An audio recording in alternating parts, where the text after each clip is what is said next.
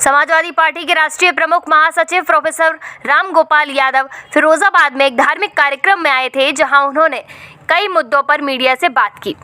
कहा, प्रधानमंत्री ने G20 में अपने भाषण में भारत की नेम प्लेट लगाने को गलत बताया।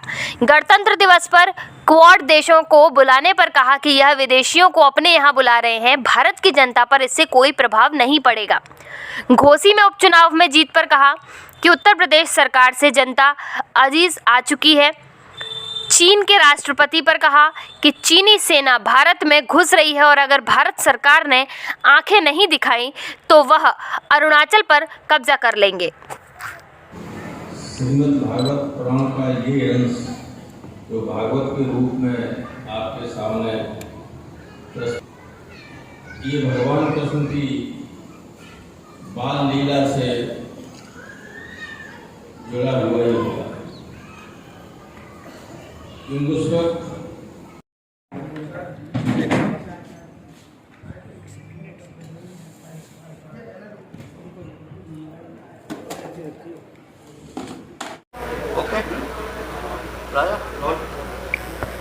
G20 सम्मेलन चल रहा है। इसमें प्रधानमंत्री ने जो भाषण दिया और उसमें इंडिया की जगह भारत की तख्ती लगा कर दिया, इतनी जल्दी बदलाव क्यों? नहीं, कई बार जब लोग परेशान हो जाते हैं किसी बात से, डर जाते हैं, असामान्य बात करते हैं। भारत के या इंडिया के प्रधानमंत्री को तख्ती लगा के भारत की क्यों बात करनी चाहिए? नहीं करनी चाहिए। अब है पहले भी गठबंधन, पहले यूनाइटेड फ्रंट रहा, गवर्नमेंट रही, यूपीए रहा, इनका एनडीए है। तो अगर उस फ्रंट का नाम मान लीजिए यूपीए था, उसका नाम इंडिया अगर कर दिया है नाम एक साथ उसको, तो उससे घबराने की ज़रूरत नहीं थी। लेकिन हम घबरा रहे हैं और उसके रिजल्ट भी आ रहे हैं, घबराने की बात भी है। उन्हें लगता है 24 में सत्ता चली जाएगी, तो इसलिए सारी बातें करते हैं, लेकिन इससे देश के लोगों को कोई ध्यान हटने वाला नहीं। G20 के सम्मेलन में कोई विपक्ष का नेता नहीं देखा। ऐसा G20 का सम्मेलन कोई पॉलिटिकल सम्मेलन होता ही नहीं। G20 का सम्मेलन केवल राज्याध्यक्षों का सम्मेलन होता है, और जो देश की कोई आर्थिक और अन्य समस्याएं, हम बार्गेनिंग होती है ना, जी, भाई ये तुम हमें दे दो तो हम तुमसे ये दे लें, ये सौदेबाजी होती है उसमें। ये कोई राजनीतिक सम्मेलन नहीं होता। इससे कोई फायदा मिलेगा? आज तक किसी देश को कुछ नहीं फायदा मिला। हमारा तो 10-12 हज़ार करोड़ चला और गया इनकी स्वागत में और इसमें सब में। आप अंदाज ही नहीं लगा सकते। दुनिया के किसी देश में ऐसे कभी नहीं हुआ। हमारे यहाँ भी पहले हो चुका है। 1 साल के लिए एक देश अध्यक्ष होता है। अब हिंदुस्तान था अध्यक्ष, तो मोदी जी होंगे ही स्वाभाविक प्रधानमंत्री। इससे पहले भी हमारा देश रह चुका है, इससे पहले भी सम्मेलन हो चुके हैं। दूसरे देशों में, लंका में हो चुका है, नेपाल में हो चुका है, सब में हो चुके हैं। नेपाल में तो नहीं, नेपाल देश नहीं। इसमें सम्मेलन पहले भी हो चुके हैं। तो कहीं लगा आपको कि इस तरह का कोई करता है? देश में कर्फ्यू, हम लोग यहाँ इसलिए चले आए 4 दिन के लिए कि हमारे सामने हम लोग घर से नहीं निकल सकते 8, 9, 10 को। खान मार्केट बंद रहेगा, स्कूल सब बंद हैं, कॉलेजेस सारे के सारे बंद हैं। साउथ दिल्ली की जो मुख्य रोड हैं उन पर कोई आदमी अपने घर से आके निकल नहीं सकता है। तो वहाँ को ज़्यादातर लोग कोई वृंदावन में चले गए दर्शन करने, कोई कहीं चले गए, कोई द्वारका चले गए, सब चले गए। हम लोग अपने घर चले आए। बसपा ने, ओम प्रकाश राजभर ने आपके ऊपर तीखे व्यंग किए। आखिर ऐतिहासिक जीत हुई, इसको कैसे देखते हैं? देखिए, ऐसा है, एक तो उत्तर प्रदेश के शासन से आम जनता आज जा गई है। कोई आदमी ये नहीं समझता है कि वो सुरक्षित है।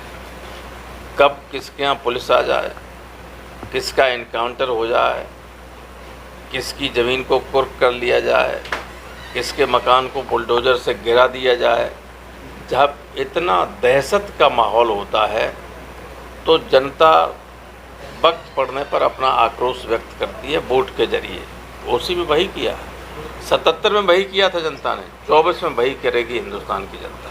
क्वाड देशों को आमंत्रण किया है गणतंत्र दिवस के लिए मोदी ने, और उन्होंने आमंत्रण को स्वीकार किया। इतनी जल्दी क्यों? अब ये तो उनका दृष्टिकोण, वो समझते हैं कि बाहर के लोग आएंगे, हिंदुस्तान के लोगों पर उसका असर पड़ जाएगा। आते हैं तो कोई मदद तो करते नहीं, कुछ ले ही जाते हैं। अभी ये गए अमेरिका तो सौदा करे आए, फ्रांस गए तो सौदा करे आए हथियारों का। अब हम तो नहीं कहते हैं, लेकिन सरकार बदल जाएगी, जांचें होंगी तो पता चलेगा कितना घपला कहाँ हुआ। और ये तो व्यापारी देश हैं, इनको लाभ नहीं होगा, आपको रत्ती भर कुछ भी सहयोग नहीं कर सकते। क्योंकि अमेरिका को, फ्रांस को, सबको लाभ हो रहा था। जिनके पड़े हुए हैं जहाज, सब कोई खरीदने वाला नहीं, जंग लग रही, हिंदुस्तान खरीद रहा है। चाइना नहीं आया, चाइना के राष्ट्रपति नहीं आए। चाइना के राष्ट्रपति आ ही नहीं सकते। वो जानते हैं कि यहाँ आएंगे तो लगता है यहाँ जो भी आता है, हमारे यहाँ के नेता लोग हैं, हमारे यहाँ के प्रधानमंत्री, उन सबसे अपने को ऊपर समझते हैं। ये गलतफहमी है। छोटे देश से भी बड़ा नहीं, आजकल जो राज्याध्यक्ष हैं। तो चीन तो दुनिया का सबसे बड़ा देश है और सबसे ताकतवर देश भी है, अब अमेरिका से भी ज़्यादा। तो वो आए और यहाँ लोग उस पर आरोप और लगाए तो क्यों आए? दिक्कत ये है कि आप आया भी नहीं, खुश करने के लिए बोल भी नहीं रहे कुछ। हमारी ज़मीन को रोज़ाना चीन कब्जा कर रहा है और हमारी सरकार कह भी नहीं सकती, तब भी नहीं आ रहा है। तब भी वो कहता है कि नहीं, पूरा अरुणाचल प्रदेश हमारा है। और आप देख रहे ना, अगर हिंदुस्तान की गवर्नमेंट ने आंखें दिखा के बात न की तो किसी न किसी दिन अरुणाचल प्रदेश को कब्जे में कर लेगा, कब्जा कर लेगा। कर ही लिया, बहुत गांव बसा लिए, लेकिन कुछ नहीं। ये पाकिस्तान की बात करनी वोट के लिए और कुछ नहीं। ठीक।